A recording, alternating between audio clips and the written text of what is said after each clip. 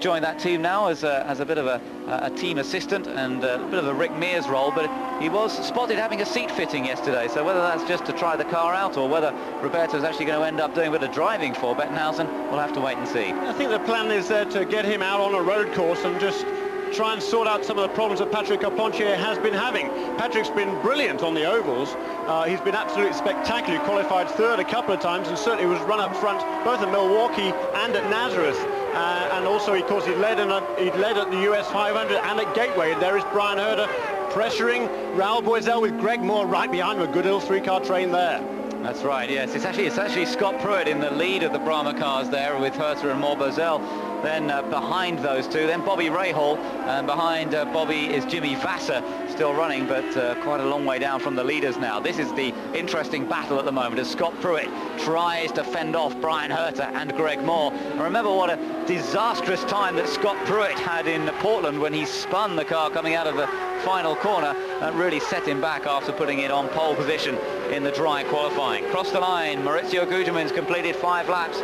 He leads by half a second over Mark Blundell. Franchitti is third, Zanardi fourth, Andretti fifth, ahead of De Ferran, Pruitt, Herter and Moore. So Parker Johnson, he's a bit further down in 14th position. Christian Fittipaldi in 15th now. Yeah, moving up 3 places already in this race, and he'll be trying to get past Parker Johnson next. Parker's not the easiest of guys to pass. There is Brian Herter making a move on Scott Pruitt around the outside line under braking. He's able to brake much deeper than Scott Pruitt. Takes the line into turn 5, and is he able to get the power on on the exit of the corner? Yes, he is. But Scott Pruitt, a great exit to the corner up the inside, and whoa, what great stuff! There we are, wheel to wheel through turn 6. This is good racing from Brian Herter and Scott Pruitt, and now Brian Herter just has the Shell car ahead of the Brahma car of Scott Pruitt, and it looks as though he's completed the manoeuvre, which started about 3 corners earlier, going down into turn number 5. But Brian Herter showing that these Goodyear tyres are working well in the conditions, and if they hold up well as the track continues to dry, the Goodyear runners could be in very good shape. Herter's driving absolutely superbly at the moment. Remember that disappointment he had last week when leading in Mid-Ohio and suffering a puncture, but he seems to be making up for that a bit now. Yeah, there you can see that dry line just beginning to emerge, but it's through this next section of track, through the kink there, and under the trees up to Canada Corner, and the next couple of corners it's still very wet indeed. Meanwhile, we just heard, we saw that Dario Franchitti came past in 3rd place, but here's Patrick Carpentier. Buy a break right now. Yeah, we've been struggling a little bit, and luck doesn't seem to be on our side. I think we had a good car this weekend. We were 3rd and then 12th in the first practice. And then I had a big shunt in the wall, so we had to use the backup all weekend. And now we had a problem with the gearbox we couldn't go. So it's a shame for the Rookie of the Year championship, but Dario's very quick, so maybe he'll make some point today. But he didn't have much of a breakthrough this year, so it's both the same for us. We'll see you next race. Thank you. So there's the French-Canadian Patrick Carpentier, disappointed. Last year here, he actually wrapped up his Formula Atlantic title by winning the race. So good race here last year, but not the same story in the kart series in his rookie year. Brian Herter then running in 7th position and having got ahead of Scott Pruitt, pulling away a little bit now, just opening up the advantage slightly. And so it's Greg Moore who now begins to put Pruitt under increasing pressure. Greg Moore, who started down in 10th place, a little further down than we might have expected, but he's now beginning to apply that pressure. Meanwhile, let me just tell you, the 2 leaders, no change there. There's still only half a second between Maurizio Gugelmin and Mark Blundell. Yeah, but Dario Franchitti has moved up into 3rd place. What I was going to say before was that Alex Zanardi had a quick slip off the road somewhere. We didn't see where it was, but he slid off long enough for Dario Franchitti to be able to get past. And on that last lap, Dario actually closed in on the 2 leaders by a little bit more than a second. Meanwhile, he pulled away 4 seconds from Alex Zanardi. So Dario Franchitti really is flying. Yeah, his fastest lap on that last lap by over a second from over all the other guys. So Franchitti putting in a superb effort there into 3rd position now. So we've got Blundell 2nd, Franchitti 3rd, and up front Maurizio Gugelmin still doing a fine job. But just watch this battle a little further down as Fittipaldi gets down the inside of Johnston, and Parker Johnson, I think, was going to lose that place. As you get back on board with Dario, we're switching around a bit because Franchitti closing up to the back of Mark Blundell's car by the looks of things there. Yeah, well, there's action all over this racetrack, isn't there? There's so much going on, it's tough to know where we should be. Board now with Christian Fittipaldi. He was so fast out of the carousel there, wasn't he? But he's not going to be able to make a move into the kink on Andre Rubiero. So Fittipaldi got past Johnson, but can he get past the Brazilian now? Jimmy Vasser's just ahead of these two. So we've got some experienced guys in there, and Alonso Jr. just behind them. So we really are seeing some changes in this race already in the early stages as the track begins to dry out a little bit. It's still very wet down there. You can see it pretty gingerly on the power. There's not really much of a dry line, and up through this next corner. And there goes Andre Ribeiro holding off that position there from Christian Fittipaldi. Fittipaldi much faster through the corners. He'll try and get a good exit here out of turn 14, try and slingshot past on this long straightaway. Let me tell you that the leaders have already gone past us up here, and Franchitti is very much closer to Blundell. There he is. That's how close Franchitti is now to Blundell. Blundell in the Motorola car, Franchitti in the Hogan Racing, and he has moved up over the last lap or so, right onto the tail. And on the last lap, Gugelmin set the fastest lap by just a 500th of a second over Franchitti, and now Franchitti has the difficult task of trying to find a way past Blundell, and particularly that's going to become more and more difficult as this race continues, because the line that they're normally using is going to dry out more than the inside into the corner. So you try and outbrake somebody, you're going to be on the slippery stuff, and that's going to make things very, very dodgy indeed.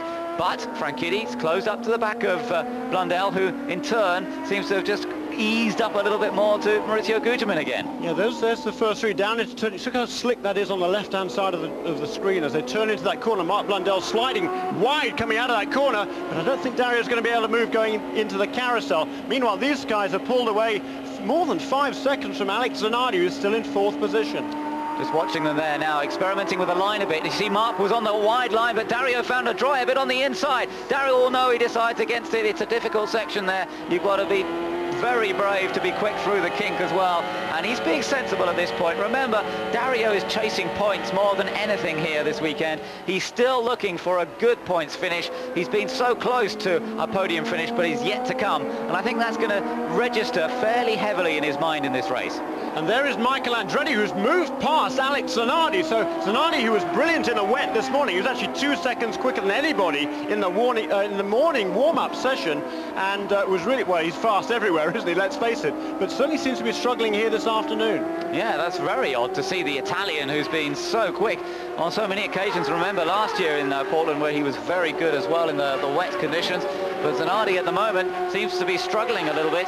And we'll try and see what the gap is next time. Gugelmin goes through, Blundell, Franchitti in 3rd, then the gap back to Michael Andretti in 4th position.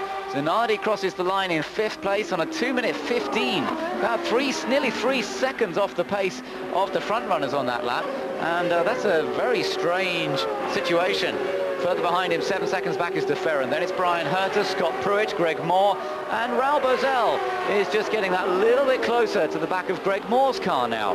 So watch out for the veteran Brazilian, who has been putting in a good performance or two. Finished in 4th place last week in Mid-Ohio, and has generally been putting in one of his better seasons, particularly in the second half of the championship.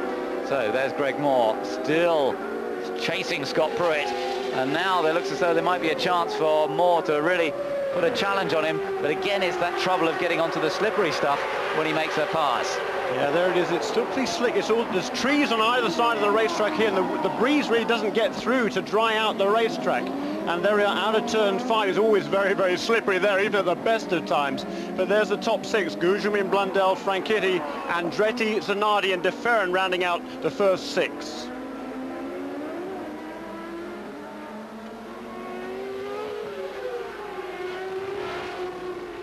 The battle continues for this 8th position at the moment. Pruitt 8th, Greg Moore in 9th in the blue and white players car, Raul Boesel in 10th position. So the two Patrick racing cars sandwiching that machine of Greg Moore. But meanwhile, the leaders have completed 8 laps so far. What will be quite interesting this afternoon in these conditions, Jeremy, it's a 50-lap race, but of course there's always a 2-hour limit on these races as well. In these conditions, we'll probably be getting fairly close to that, I would think. Yeah, it won't be a million miles away, but certainly the track is beginning to dry, and it will continue to do so. There is Mark Blundell really pressuring Maurizio Gugelmin and trying to get alongside as they come onto the start-finish straightaway. Mark Blundell looking to take over the lead of this race against teammate Maurizio Gugelmin.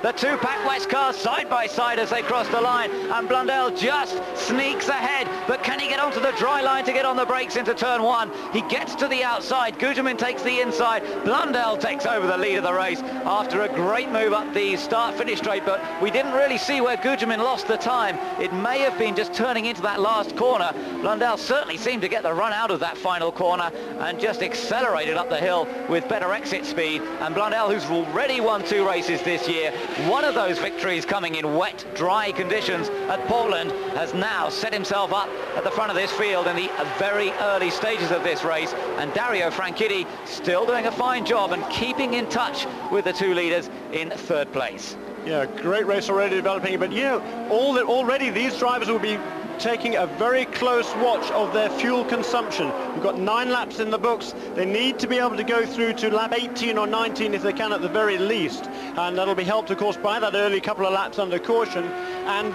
the wet conditions also will be of assistance, but they're certainly keeping a very close eye on the fuel at this stage in the race. It's just a question of some parts of the circuit one being quicker, other parts of the track, the Gugelmin perhaps closing up just a little bit around the back part of the track here through the carousel, sweeping through that long right-hander, and Mark Blundell still tending to take a slightly wider line, looking for a bit more traction on the outside of the corner as he then accelerates up through the gears and down into the kink. They call it a kink, but it really is a very serious corner under the trees. This is likely to be the wettest part of the track, as we were saying a little earlier. There you can see just how much tree cover there is on that back straight, and that's where the breeze cannot get to, and that's how slippery. You can see the standing water still on the inside into Canada Corner. They slither their way out and then up under this bridge as well. Very greasy section of the track. Actually, Dario Franchitti was been off the road at least twice on the exit of Canada Corner there this weekend already. So look at him closing up under braking there on Mauricio Gugelmin. Again, it seems to be that part of the track that Gugelmin's a little bit slow, but Dario takes a wide line through that last corner. I'm not sure that really worked quite as effectively as he thought it would. Gugelmin seemed to have the better run off the corner, and I don't think Franchitti's going to be able to repeat the move that Blundell made on the last lap. So they cross the line. It's still Blundell leads from Gugelmin in 2nd position by 1.7 seconds. Dario Franchitti then right on the tail of Maurizio Gugelmin's car. Again, Franchitti using the outer line through turn 1, really using his head, looking for that little bit of an extra grip where it might be around the track, but of course with more cars now using the normal line, it could be that the standard line will begin to become quicker again. Just have to keep an eye on that. The gap back to Andretti, meanwhile, is another 5 seconds behind Dario Franchitti. And some changes a little bit farther down. The top 10's pretty much stagnant now. We've got at the front of the field, we have Blundell, Gugelmin, Franchitti, of course, then Michael Andretti. He's making a bit of a move. He's only just over 5 seconds behind Franchitti and actually inches way a little bit closer to that leading battle. And we've got Zanardi, De Ferran, Herta, Pruitt, Moore, Bozell rounding out the top 10. Andre Ribeiro is in 11th now. His last couple of laps, he's got past both Jimmy Vasser and Bobby Rahal. Interesting, we've just gathered from the radios that Mark Blundell is saying, get the slicks ready. I think somebody might decide to go for slicks fairly soon. Well, I have to say, looking at that part of the circuit, they'd have to be fairly brave. The lap time's at the moment 2 minutes 11, so that's quite a long way off what they're doing in the dry. It's about 30 seconds off what they're doing in dry conditions. Look at this, Franchitti's got a great run on Gugelmin coming out of the carousel, and Dario Franchitti's taking 2nd place from the Brazilian. Franchitti moves into 2nd. Blundell is the leader. Franchitti now in 2nd as they pass the slower car of Charlie Nierberg there. He's well out of the running, so don't worry about him. But Franchitti grabs 2nd, and now he can go chasing after the race leader. Boy, that's a brave move from Dario Franchitti. He's been absolutely excellent on the exit of that carousel. We were watching there in qualifying on Friday. He's magnificent in the corner when it's fully dry, and he's so fast off that corner now. This time, he was able to get right alongside Mauricio Gugelmin, and that enabled him to make that pass on the inside into the kink, but it's still a heck of a move, that was. So Michael Andretti in 4th place. There he is, just getting past Nierberg himself, and running a fairly smooth, consistent race at the moment. His last lap was much the same pace as the leaders, on board with Michael as he comes up to cross the line once again. And let's just see what the gap between himself and Gugelmin, well, it's about 4.5 seconds last time round. Watch him through turn 1 here. Very gentle on the throttle as he began to feed the power in. There is Alex Zanardi. We can't really explain the loss of pace for Zanardi. He's still in 5th place, and he's some 2 seconds behind Michael Andretti, but he's just put in a very quick lap. Now that's very interesting, Jeremy. He's just done a 2 minute 10.7, which is one of the fastest laps of the leaders. Yeah, I think he's, as we talked about a little earlier, he's already looking after his fuel. He doesn't want to burn the tyres off either. He wants to make sure that he can make these tyres last through until that first pit stop. They want to be able to make the change to slicks at the same time as they take on fuel. So they've still got another 7 or 8 or 9 laps to go on these